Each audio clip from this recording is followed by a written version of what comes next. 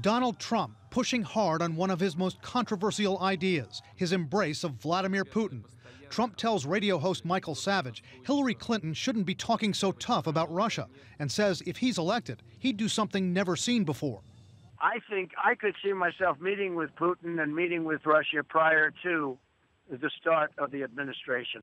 It's a slap in the face to Obama, to Hillary, and of course, frankly, to many Republicans. I mean, it's long been a part of the Republican platform to be so skeptical of Russia. In a statement today, Hillary Clinton's campaign said she would stand up to the Russian president and, quote, not coddle him. The Obama administration directly blames Russia for the hacking of the Democratic Party, and Trump's been blasted for encouraging it. Russia, if you're listening, I hope you're able to find the 30,000 emails that are missing.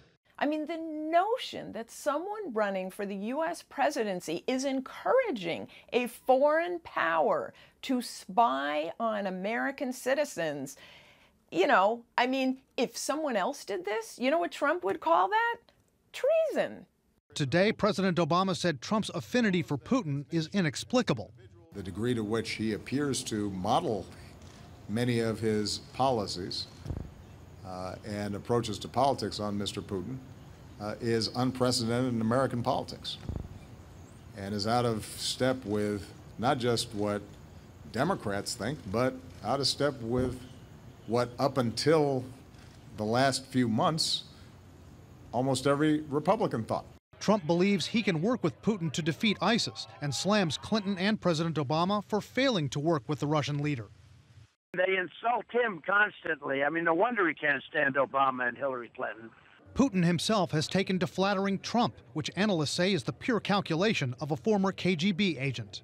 I can imagine, at least in the early stages, Putin sort of getting Trump to believe everything that he says by flattery, by taking Trump seriously, by complimenting him on his leadership ability, and then being a bad faith negotiator, which he always is.